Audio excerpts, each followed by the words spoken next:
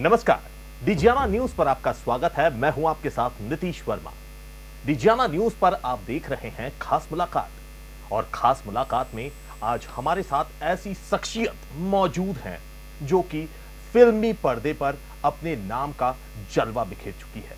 अपने कई iconic roles के कारण जनता उन्हें काफी पसंद करती है और काफी प्यार देती है। हमारे साथ आज स्टूडियोज में मौजूद हैं यशपाल शर्मा, जो कि एक बहुत ही बेहतरीन अदाकार हैं और उसी के साथ काफी अच्छे डायरेक्टर भी हैं। सर, बहुत वेलकम आपका डिजियाना न्यूज पर। शुक्रिया जी, शुक्रिया नीतीश। सबसे पहले तो मतलब मुझे अपनी क्यूरियोसिटी इतनी है कि आपका जो रंगमंच से जो सफर स्टार्ट हुआ था और वो पहुंचा था फिल्मी दुनिया में, जब आपने कदम रखा था, फिल्मों में आपने स्टार्टिंग की थी, वो जो बीच का स्ट्रगल था वो क्या कुछ कैसा रहा, और आपके फैमिली बैकग्राउंड से भी मतलब मैं लोगों को रूबरू करवाना चाहूंगा कि किस तरह से आपने जो वो फिल्मी दुनिया तक पहुंचने का जो स्ट्रगल है वो तय किया, और क्या कुछ चुनौतियां आपने महसूस की। नहीं, एक एवरेज आम इंसान की तरह ही हम, मतलब जैसा कि लोअर मिडिल क्लास की फैमिलीज होती हैं वैसे ही हमारी फैमिली थी। 7 भाई बहन थे, पिताजी चपड़ासी थे। बड़ा मज़ेदार दिन थे, ऐसी अमीरी देखी नहीं कभी, बहुत कमाल की एक्सपीरियंस के अनुसार। देखिए, पैसे से हम अमीरी हो ज़रूरी नहीं है, कई बार अनुभव और आपके जो जीवन है, जिंदगी, मतलब नंगे पैर घूमना, पतंग उड़ाना, ये खेलना वो खेलना, और मतलब सिटापू खेलना, और नींबू चुरा के लाना, कभी आम चुरा के लाना, कभी बेर चुरा के लाना, ये ज़िंदगी जो ज़िंदगी है ये कब कहाँ मिलती है। तो इसी तरीके के एक माहौल में पले बड़े लोग हैं हम जो थे। फिर एक सिस्टर की कुत्ते के काटने से डेथ हो गई थी, छोटी थी वो, रंजना। फिर हम 6 भाई बहन रह गए। अभी एक सिस्टर की और डेथ हो गई है, तो वो अभी हम 5 भाई बहन रह गए हैं। तो पिताजी भी चले गए हैं, माँ भी चली गई हैं, तो अभी सब अपने अपने शादियां करके बच्चे पैदा करके अलग अलग रह रहे हैं। तो मैं बॉम्बे रह रहा हूँ। दोनों, एक बहन जो है पटियाला में, चंडीगढ़ में, पटियाला में है, पंजाब में, और तीनों भाई जो है मेरे वो हिसार हरियाणा में हैं, जहाँ पैदा हुआ मैं।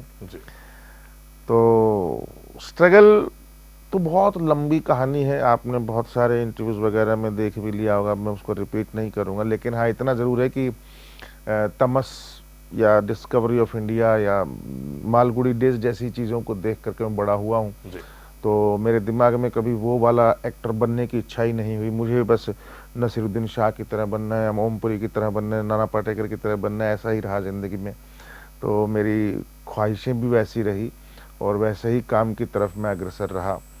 और NSD में नहीं हुआ 3 साल, चंडीगढ़ में हो गया इंडियन थिएटर में। फिर 1 साल बाद NSD में भी हो गया, 3 साल का कोर्स जो कि मेरा ड्रीम था वो हो गया। फिर उसके बाद 2 साल मैंने रिपेट्री किया, और फिर मैं बॉम्बे गया। और बॉम्बे में हमारे कोई माई बाप तो है नहीं, और ना ही कोई हम करोड़पति लोग हैं कि हम अपने आप को लॉन्च करें या करवाएं। तो धीरे धीरे बूंद बूंद करके आगे बढ़े, कदम कदम। श्याम बेनेगल की फिल्म किया, पहले गोविंद निहलानी का फिल्म किया, उन्होंने श्याम बेनेगल से मिलवाया। श्याम बेनेगल का फिल्म किया तो आशुतोष गोवारिकर ने देखा, राम गोपाल वर्मा ने देखा, उन्होंने बुलाया, शूल अर्जुन पंडित मिल गई, सुधीर मिश्रा ने बुला लिया। फिर ये इस तरीके से ही धीरे धीरे, फिर आशुतोष गोवारिकर ने देखा था CID में, तो उसने लगान के लिए बुला लिया। तो इस तरीके से हमारी जर्नी शुरू हुई और बस अभी चल रही है जी। जैसे कि 94 आप ग्रेजुएट हुए थे NSD से जी, और उसके बाद 98 में आपका पहला ब्रेक था 1084 की। हाँ, ब्रेक नहीं कह सकते उसको, हाँ मतलब, लेकिन एक रोल था छोटा सा, तो पहला फिल्म बोल सकते हैं उसको। हाँ, बड़े पर्दे का आपको जो है आपकी शुरुआत हो चुकी थी, वहां से आपकी स्टार्टिंग हुई थी। तो वो मेरा जो सवाल था वो वही था कि गॉडफादर बैकग्राउंड ना होने से कितनी तकलीफों का सामना करना पड़ता है एक नॉर्मल इंसान की, अगर व्यक्ति की बात करें उस समय में कितना मुश्किल था वो जो 4 साल का वो जो बीच का जो टर्म था वो काटना। नहीं, मुश्किल ही मुश्किल था, बहुत ही मुश्किल था। लेकिन बात वही है कि या तो हार मान लो और या फिर अपनी जिद पकड़ लो। तो हमने जिद पकड़ी, और जिद भी ऐसी पकड़ी कि छुटकुट छुटकुट रोल नहीं करना है, डेली सोप नहीं करना है। और पैसा चाहे कम मिले, लेकिन तो वो स्ट्रगल जो है, वही मैं बोल रहा हूँ कि जो स्ट्रगल वो हुआ है जी। वो हमारे लिए एक मतलब बूस्ट का था। सोना जैसे आग में तपता है, तो वो तपन है हमारे लिए। जी। वो तपन है, वो तपस्या है, वो बहुत ज़रूरी भी है हर किसी की लाइफ में। बल्कि मैं तो कह रहा हूँ कि जिनके पास ये स्ट्रगल नहीं है और थाली में मिल जाता है या बड़ी आसानी से उनको सब कुछ मिल जाता है, और आजकल तो खैर आजकल तो सोशल मीडिया के जमाने में वायरल हुए और बस किसी ने देखा तो उसको आजकल तो एक भिखारिन ने गाना गाया तो सारी दुनिया में फेमस हो गई और कितना शो करने लगी, कमाने लगी। तो मतलब आज का ज़माना अलग है थोड़ा। जब टीवी, केबल टीवी नहीं थे, सिर्फ डीडी था, और जब मोबाइल नहीं थे तब की बात कुछ अलग थी।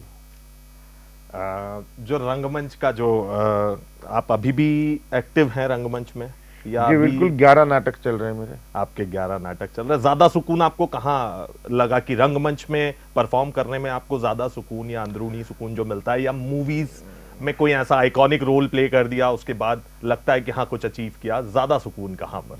नहीं, ऑब्वियसली थिएटर में ही सुकून है। थिएटर जैसी विधा तो सेटिस्फैक्शन के नाम पे और कोई नहीं है। अगर देखा जाए तो एक्टर के लिए बोल रहा हूँ मैं, एक्टर के लिए थिएटर से बढ़ के सुकून वाली जगह कोई नहीं है। क्योंकि सुकून या सेटिस्फैक्शन या जो भी बोल लो, अपनी क्या सर्विसिंग है मेरे लिए। जैसे गाड़ी को जंग लग जाए, गाड़ी को बहुत ज़्यादा 5,000 10,000 किलोमीटर चल पड़े तो उसको सर्विसिंग करानी पड़ती है। तो हमारे लिए थिएटर जो है वो सर्विसिंग है अब बॉम्बे में, क्योंकि हम करना ही चाहिए हमको सबको, और उसी से ही, क्योंकि हमारा आदत है वो अभी क्योंकि इसी वजह से हम रीटेक भी कम लेते हैं, थोड़ा सा तैयारी भी जल्दी हो जाती है। जहाँ तलवार चलानी नहीं पड़ती, हमको सुई से काम चल जाता है कई बार। तो इसलिए थोड़ा सा ट्रेनिंग का ये तो फायदा है। आपने जब काम शुरू किया था तब कंटेंट में इतना खुलापन नहीं था जो आज हम ओटीटी प्लेटफॉर्म्स पर देख रहे हैं या डिजिटल प्लेटफॉर्म्स पे देख रहे हैं। क्या लगता है आपको, ये जो खुलापन है ये ज़्यादा अच्छी बात है या कहीं ना कहीं इसका नेगेटिव इफेक्ट पड़ सकता है? नहीं, वही है, देखिए अभी ओटीटी पर जो जितने कई चीज़ें वल्गर और वायलेंट और डबल मीनिंग गालियाँ वगैरह ठूंसी जा रही हैं ना, ये ठूंसना गलत है। तो मेरा ये मानना है कि छूट देना और आज़ादी होना बहुत बढ़िया बात है। मुझे भी नहीं लगता कि किसी के बोलने की या किसी के विचारों को कोई अंकुश लगाए। लेकिन एक बात है, वो फिर हम as a film maker we should understand it's our responsibility कि हम वैसा कंटेंट दिखाएं जो कम से कम लोग अपने परिवार के साथ बैठ के तो देख सकें, एक साथ गर्दन नीची तो ना करनी पड़े। अभी द फैमिली मैन है, पाताल लोक है, उसमें भी गालियां हैं, लेकिन वो गालियां लगती नहीं है क्योंकि वो सही जगह पे सही मूड का रिएक्शन है। लेकिन ज्यादातर जगहों पे ठूसी जाती है पब्लिक को या यंग जनरेशन को अट्रैक्ट करने के लिए, उनको उनका ध्यान भटकाए और आकर्षित करने के लिए, तो वो गलत है। आपके दो आइकॉनिक रोल्स हैं मेरी नज़र में, जहाँ तक मैं आपके एक्टिंग का फैन हुआ, एक आपका लगान में जो लाखा का रोल है, जी जी, और दूसरा गंगा जल में आपका साधु यादव का रोल है। सुंदर यादव, सुंदर यादव, साधु यादव मेरे पिताजी थे। सुंदर यादव उनके बेटे जो थे नेगेटिव रोल में थे।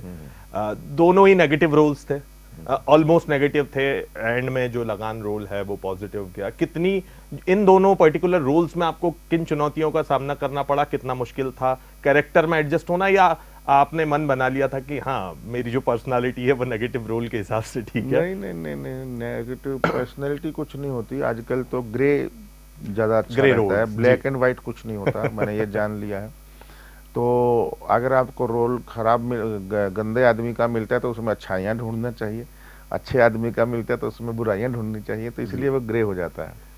तो लगान में तो हम लगातार उसी करेक्टर में, उन्हीं कपड़ों में रहे और उसी नाम से हमें पुकारा जाता था, लाखा लाखा। तो अपने आप आधे 5.5 महीने की शूटिंग थी, तो अपने आप ही काफ़ी चीज़ें अपने आप ही अंतर उसमें चली जाती हैं। और गंगा जल में ऐसा कोई तैयारी नहीं किया, लेकिन बिहारी लोग मेरे आसपास बहुत रहते थे मेरे बचपन में। और दूसरा, स्क्रिप्ट इतनी स्ट्रोंग थी, डायलॉग इतने अच्छे लिखे हुए थे। खैर कुछ कुछ थोड़ा बहुत इम्प्रोवाइजेशन भी था,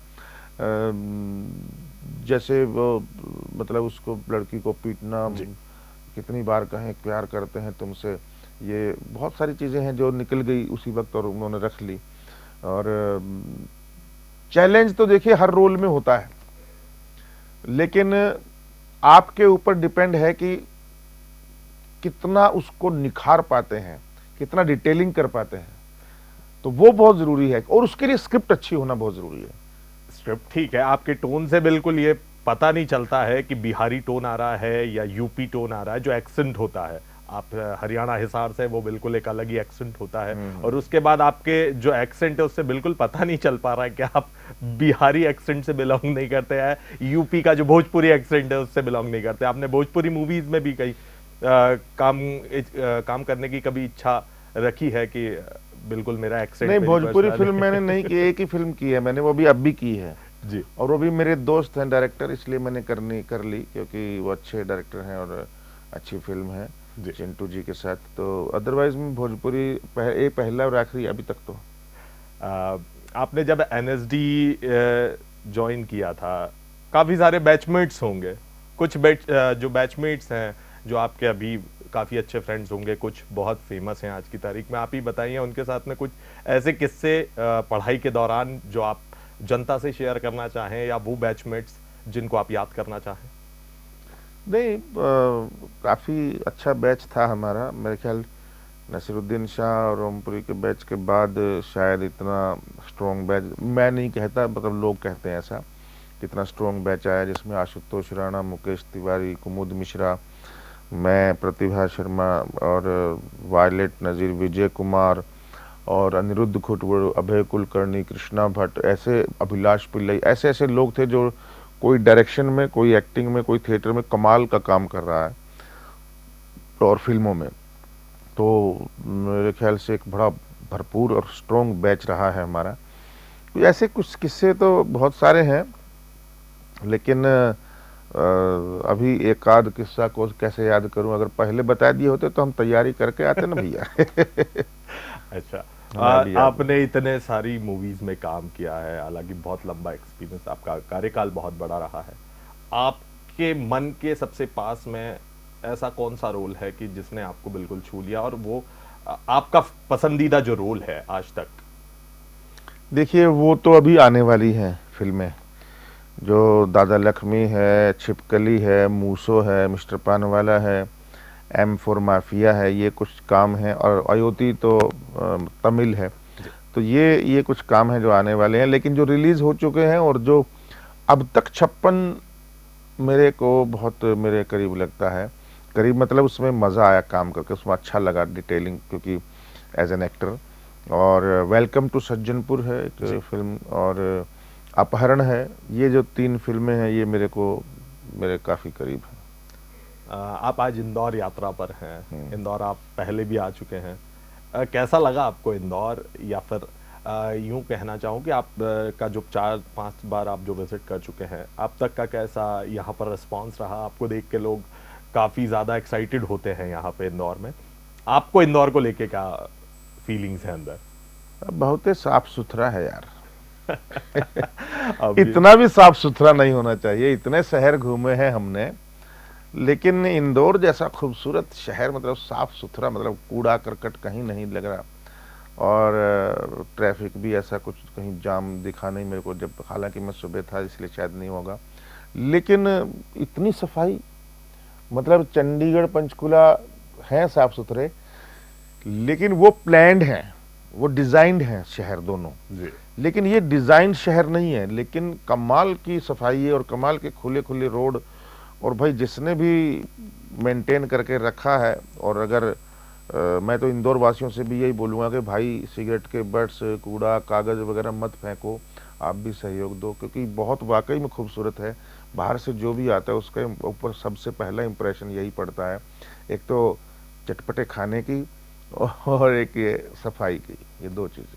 आपने तेलुगु मूवीज़ में भी काम किया है, और देखें तो पंजाबी मूवीज में भी आपने बड़ा काम किया है। कितना अंतर लगा आपको दोनों इंडस्ट्रीज में, या तेलुगु जैसे आप या आप तेलुगु में भी महारत हासिल रखते हैं? कितना चैलेंजिंग, अब वो वहाँ की अगर टॉलीवुड की बात करें, आजकल वो उनकी जो मूवीज है उनके बजट बढ़ रहे हैं, तो कितना एक नॉर्थ इंडियन जो एक्टर है वो कितनी आसानी से वहाँ पे घुल मिल जाता है, या कितना चैलेंजिंग होता है एक नॉर्थ के एक्टर को साउथ में जाके वैसा परफॉर्मेंस देने के लिए? नहीं, अच्छा एक्टर अगर होता है तो उसको आज नहीं तो कल स्वीकारा ही जाता है जी। और बहुत मैंने अभी पहली तमिल फिल्म की है मैंने अभी तमिलनाडु में, यूएई में, उधर दुबई साइड में, गल्फ में, सब जगह लगी है और 5वां हफ्ता चल रहा है जी। और आज से वो फिल्म ZEE5 पे भी आ गई है। तो पहली ही फिल्म इतना सुपरहिट हो गई है और बहुत अच्छी फिल्म बनी है और लीड रोल है मेरा शशि कुमार जी का और एक लड़की का, हम तीनों मेजर रोल में हैं, और प्रीति असरानी। तो बहुत ही कमाल की स्क्रिप्ट है, आप देखिएगा ZEE5 पे। और मुझे उसके लिए सीखना नहीं पड़ता है क्योंकि तेलुगु तमिल बहुत मुश्किल है मेरे से 1-2 फिल्मों में नहीं, या तो 10-12 फिल्में लगातार करके फिर शायद आ जाए, लेकिन अभी तो नहीं आ रही है भाषा। लेकिन मैं मेहनत इतनी करता हूँ साथ में किसी को लेकर के कि वो ठीक हो जाता है। पूछने का यही मतलब था कि जो लैंग्वेज बैरियर होता है, अब डायरेक्टर आपको कोई चीज़ समझाना चाह रहा है, आप उस वे में नहीं समझ पा रहे हो, बहुत मुश्किल हो जाता है। तो वही मैं पूछ रहा था कि वहाँ परफॉर्म करना और फिर वैसी परफॉर्मेंस देना, ये ज़्यादा चुनौतीपूर्ण होता है?